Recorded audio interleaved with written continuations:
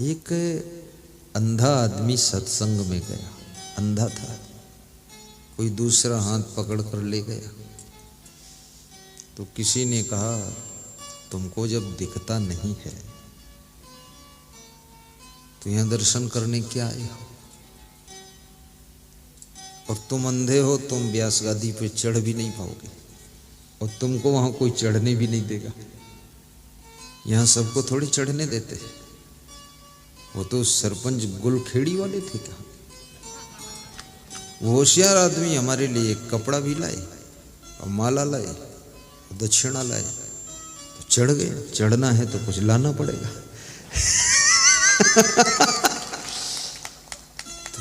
कहाँ है गुलखेड़ी वाले सरपंच? खड़े हो सरपंच साहब? हाँ वो देखो, बहुत अच्छा है। कभी गुलखेड़ी भी बुला लेना, ठीक? चले, उनके यहाँ भी जाऊंगा मैं, सबके यहाँ जाऊंगा। आखिर जाऊंगा नहीं तो कहाँ जाऊंगा? जाना तो पड़ेगा। तो उस अंधे ने कहा,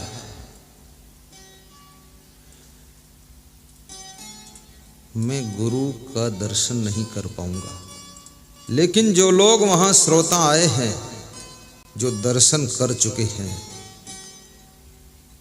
उनका अगर कपड़ा भी हमारे छू जाएगा तो भी मैं धन्य हो जाऊंगा। गुरु का दर्शन और गुरु के भक्तों का दर्शन, दोनों से पुण्य मिलता है और आशीर्वाद मिलता है। गुरु को आप जल पिलाएं और गुरु के दर्शन करने जो आए हैं, प्रवचन सुनने जो आए हैं, उन श्रोताओं को जल पिलाएं, उनके लिए बिछौना बिछाएं। इससे गुरु का डबल आशीर्वाद मिल जाता है जब श्रोताओं की सेवा करते हैं। एक विचारक कहता है, तेरे भक्त की भक्ति करूं मैं सदा। भाग्यशाली हो जागीर जाठा वाले, जाठा नाम है, चाठा। आखिरी तक इसको चाठा से जाठा, पाठा, हाटा निकाल देंगे, घाटा बदल देता हूं।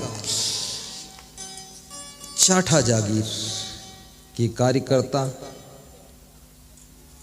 इस गांव की माताएं बहनें, इस गांव की पुरुष बंधु, छोटे छोटे बालक, बहुत भाग्यशाली हो। अचानक ये कार्यक्रम भगवान सिंह रोहेला ने संपर्क साधा। कहाँ है रोहेला? खड़े हो जा बेटा, इधर आओ। संपर्क साधा, हाँ ये बच्चा है।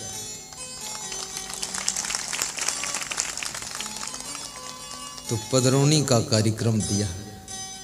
बैठो, धन्य हो, गांव धन्य कर दिया एरिया। पधरौनी मतलब थोड़ी देर के लिए। फिर मैंने कहा कि एक रात का दे दो। एक रात हो गया।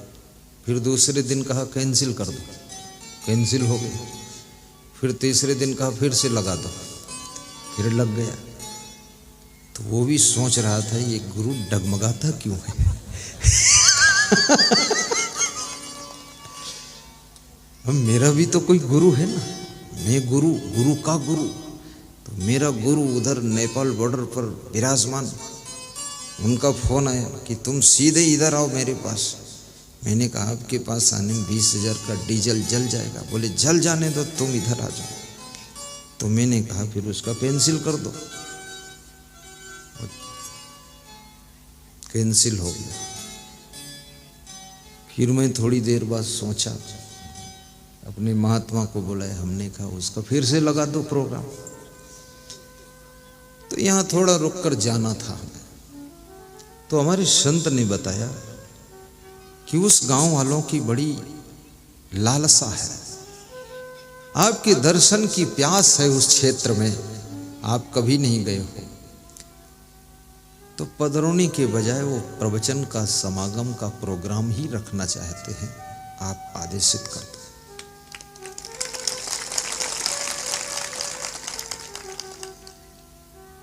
तो मैंने सोचा कि ये तो बहुत मेहनत का काम है, क्योंकि 800 किलोमीटर 900 किलोमीटर पहुंचना, मैं 2 दिन चला हूं तो यहां पहुंचा हूं रोड से। कल भी खूब चला हूं, परसों भी चला हूं, सुबह से निकला। फिर मैंने सोचा कि दे देते। संत जी को मैंने कहा, सुरेश दास दे दो प्रोग्राम। तो यहां से सब गांव वालों से चर्चा किया तो गांव के लोग बड़े आह्लादित हुए, खुश हुए। कह रहे हम सब ग्राम समाज सब पूरा मिल करके गुरु का सम्मान करेंगे, सेवा करेंगे, सत्संग का प्रबंध करेंगे, गुरु जी को बुलाओ।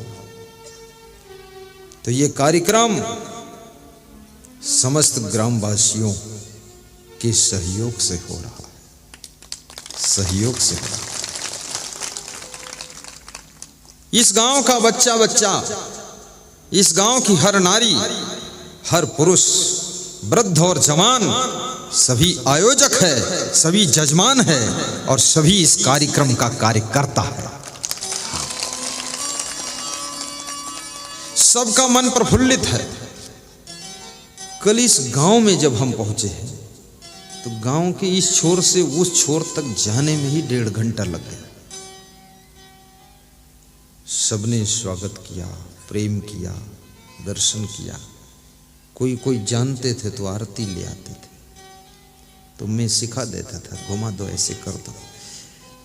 सिखाना पड़ता ना, पता नहीं रहता, घुमा देते थे। फिर प्रसाद में दे देता था, उसमें काजू और थोड़ा नारियल और बादाम दे देता था थाली में, और खुश होकर सब चले जाते थे। लेकिन मुझे सबके प्रेम, स्नेह और श्रद्धा को देख करके बहुत बड़ी प्रसन्नता कल रात में ही हो गई थी। और आज जब ये श्रोताओं का संगम देखा हूं, मन बहुत प्रसन्न है। ऐसा मन होता है कि 10 वर्ष पहले हमको यहाँ आना चाहिए था।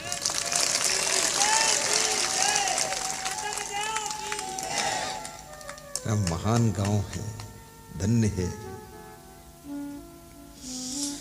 तुम्हें देख कर के ये ख्याल आ रहा है कि जैसे फरिश्ता कोई हंस रहा है। तुम हंसते हो ना, ऐसा लगता फरिश्ता हंस रहा है।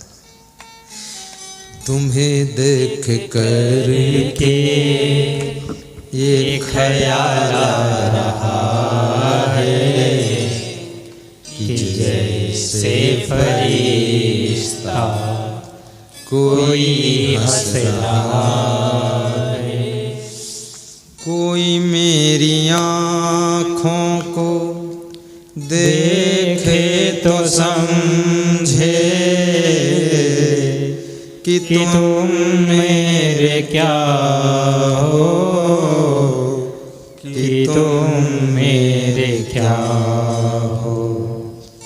तुम ही मेरे मंदिर हो, तुम ही मेरी पूजा, तुम ही देवता हो, तुम ही देवता हो। तुम ही मेरे मंदिर, तुम ही मेरी पूजा, तुम ही देवता हो, तुम ही देवता हो। तुम ही राम मेरे कन्हैया, तुम ही हो जीवन की नैया के खेवैया, तुम्हें